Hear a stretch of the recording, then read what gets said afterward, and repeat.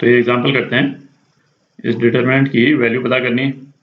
अच्छा, as a thumb rule है ना, किसी भी डिटरमिनेंट को जब जैसे हम सिंप्लीफाई करते हैं, तो सपोज किसी एक रो में या कॉलम में ये है ना 3 1 नजर आ जाएं, तो एक सबसे सिंपल तरीका तो ये हो गया कि भाई है ना, जैसे इन दोनों रोज को हम माइनस कर दें तो 1 0 तो इधर आ जाएगा, और इन दोनों रोज को माइनस कर दें 1 0 इधर आ जाएगा। ठीक है, तो हम जब डिटरमिनेंट को ओपन करेंगे तो केवल एक ही कोफैक्टर की जरूरत पड़ेगी अपने को।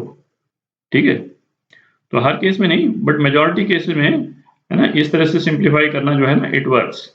ठीक है, तो इस वाले डिटरमिनेंट को उसी तरह से सिंप्लीफाई कर लेते हैं।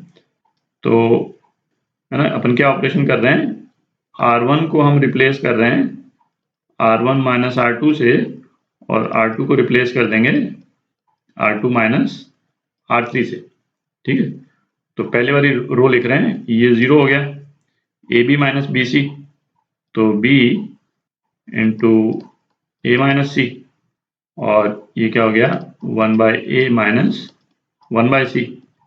ठीक है, अच्छा दूसरी रो ये क्या हो जाएगी 0 है ना, R2 को रिप्लेस करें R2 माइनस R3 से, BC माइनस CA, तो ये क्या हो गया C into B minus A, और ये हो गया 1 by B minus 1 by A, और लास्ट वाली रो तो ऐसी की ऐसी रहेगी 1 by C plus 1 by A। ठीक है, तो अब हम इसको खोल सकते हैं। ठीक है, अच्छा इसी को यदि हम सब्ट्रैक्ट भी कर दें यहीं पे, तो हम इसको क्या लिख सकते हैं, ऊपर C माइनस A लिख सकते हैं और नीचे AC आ जाएगा, और इसको क्या लिख सकते हैं A माइनस B और नीचे AB आ जाएगा। ठीक है, तो अब इसको खोल देते हैं है ना, ये जो दो टर्म्स हैं इनसे खोलेंगे तब तो 0 ही आ जाएगा, केवल तीसरा टर्म रह गया।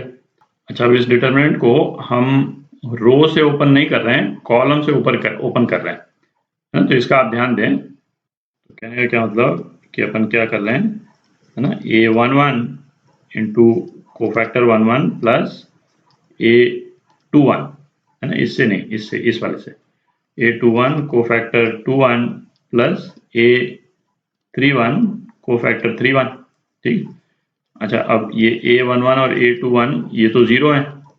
ठीक है, तो ये टर्म्स तो कैंसिल आउट ही हो गए, केवल तीसरी टर्म रह गई अपने पास में, तो ये क्या हो जाएगा A31 जो है वो 1 है। अच्छा, कोफैक्टर 3 1, तो minus 1 raise to power 3 plus 1 है ना, तो इवन है तो ये 1 ही हो जाएगा। मैं डिलिबरेटली हर स्टेप को अलग अलग करके लिख रहा हूँ ना, बाद में तो ये सब चीज़ें आपको लिखने की जरूरत भी नहीं पड़ेगी, आप सीधा ही खोल सकते हैं।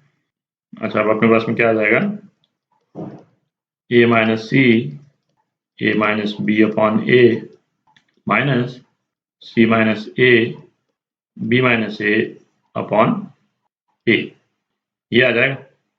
तो आप देख ही सकते हैं है ना, ये दोनों ब्रैकेट की टर्म्स है ना सेम ही है, इनको हम इन दोनों को हम फ्लिप कर दें तो नेट साइन तो सेम ही रहेगा है ना। इसको हम A माइनस C कर दें तो एक माइनस बाहर आ जाएगा, और इसको हम A माइनस B कर दें फिर माइनस बाहर आ जाएगा, तो फिर प्लस हो गया। ठीक है, और ये वाला नेगेटिव है ही, तो ये दोनों टर्म जो है आइडेंटिकल हो गई, तो अपना आंसर क्या आ गया 0 है ना, ये आपका आंसर। ये वाला एग्जाम्पल करते हैं। तो इस वाले केस में भी करने को हम जो है वही वो जैसे पिछली बार अपन ने किया था है ना, ऊपर की दो रोज को सब्ट्रैक्ट करके भी कर सकते हैं, और ये जो टर्म्स हैं है ना दिखने में लंबी लग रही, बट इसमें कॉमन वगैरह लेकर के है ना ये भी सिंप्लीफाई हो जाएगा जल्दी। पर इसको ऐसा करते हैं, एक दूसरे तरीके से करते हैं अपन, एक प्रॉपर्टी दूसरी प्रॉपर्टी यूज करके करते हैं है ना, उससे आपको अप्रिसिएशन भी हो जाएगा। तो इसको क्या करते हैं, दो डिटर्मिनेंट में अपन स्प्लिट कर देते हैं। ठीक है, तो क्या हो जाएगा है ना 1 a स्क्वायर, इसको अलग डिटर्मिनेंट मान लेते हैं, 1 b स्क्वायर और 1 c स्क्वायर प्लस, और दूसरा डिटर्मिनेंट क्या हो गया 1 1 1 a b c, और ये क्या आ गया माइनस बी सी माइनस सी ए और माइनस ए बी। ठीक है, अच्छा अब इसमें -1 में कॉमन ले लेता हूँ, तो माइनस है ना बाहर आ जाएगा, तो इसको मैं चेंज कर देता हूँ यहीं पे है ना, अलग से लिखने के बजाय। तो ये बाहर जो है माइनस आ गया है, और ये वाले सारे टर्म जो है प्लस हो गए। ठीक, अच्छा अब हम कॉन्सेंट्रेट करें इस वाले पोर्शन पे।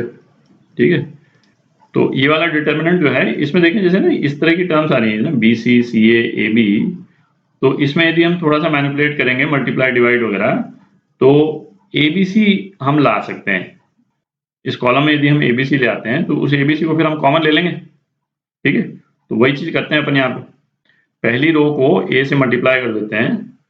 पहली रो को A से मल्टीप्लाई कर दिया तो क्या आ गया, केवल ये सेकंड वाला डिटरमिनेंट लिख रहा हूँ, तो ये आ गया A स्क्वायर ABC, और हमने डिटरमिनेंट को 1/a से मल्टीप्लाई भी कर दिया, ठीक है, तो बात सेम ही रहेगी। अच्छा, दूसरी वाली रो को B से मल्टीप्लाई कर देते हैं, तो B स्क्वायर अगेन ABC, और इसको 1/b से मल्टीप्लाई कर देते हैं, और तीसरी रो को C से मल्टीप्लाई कर देते हैं ABC, और इसको 1/c से मल्टीप्लाई कर देते हैं, ठीक है। अच्छा, अब हम ABC को कॉमन ले सकते हैं, तो ये माइनस साइन अभी भी है यहाँ पे, चलिए मैं लिख देता हूँ माइनस, है ना, ये भी माइनस है ना। ABC को यदि हम कॉमन ले लें तो अपने पास में क्या आ जाएगा, A स्क्वायर 1, B स्क्वायर 1, और C स्क्वायर 1, ठीक है। अच्छा, अब हम इस डिटरमिनेंट को इस डिटरमिनेंट से कंपेयर करें तो इसके कॉलम सेम ही है, एक्सेप्ट कि वो दूसरे लोकेशंस पे हैं, ठीक है। तो अब ऐसा करें, जैसे इस कॉलम को मैं यहाँ ले जाऊं, ठीक है, और इस कॉलम को यहाँ ले जाऊं, तो इम्पैक्ट क्या पड़ेगा, मैं लिख नहीं रहा हूं, है ना। इम्पैक्ट क्या पड़ेगा, डिटरमिनेंट का साइन चेंज हो जाएगा, बाकी वैल्यू सेम रहती है ना, ये तो हमको मालूम है। रोज को या कॉलम को हम इंटरचेंज कर देते हैं तो डिटरमिनेंट की वैल्यू सेम रहेगी, उसका साइन चेंज हो जाएगा, ठीक है। तो हमारे पास में क्या था, ये नेगेटिव था बाहर, है, क्या हो जाएगा, ये प्लस हो जाएगा, ठीक। अब क्या हुआ, ये वाली रो जो है ये लास्ट में आ चुकी है, ये 1 1 1 जो है बीच में आ गया, हमको यहाँ तक पहुंचना है, तो हम एक और बार इसको, इन दो कॉलम्स को इंटरचेंज कर दें, ठीक है। तो फिर क्या होगा, डिटरमिनेंट का फिर साइन चेंज हो जाएगा, ठीक है, और ये 1 1 1 जो है फर्स्ट कॉलम में आ गया, ठीक है। तो साइन इंटरचेंज हो गया, तो फिर ये माइनस आ गया, और अब ये वाला डिटरमिनेंट जो है वो एग्जैक्टली इस डिटरमिनेंट के जैसा हो गया, दो बार हमने कॉलम इंटरचेंज कर दिए ना, ठीक है। तो ये दोनों एग्जैक्टली सेम है, तो आंसर अगेन क्या आ गया, 0 आ गया, है ना। ये डिटरमिनेंट इससे कैंसिल आउट हो जाएगा, ठीक है, तो आंसर आपका 0।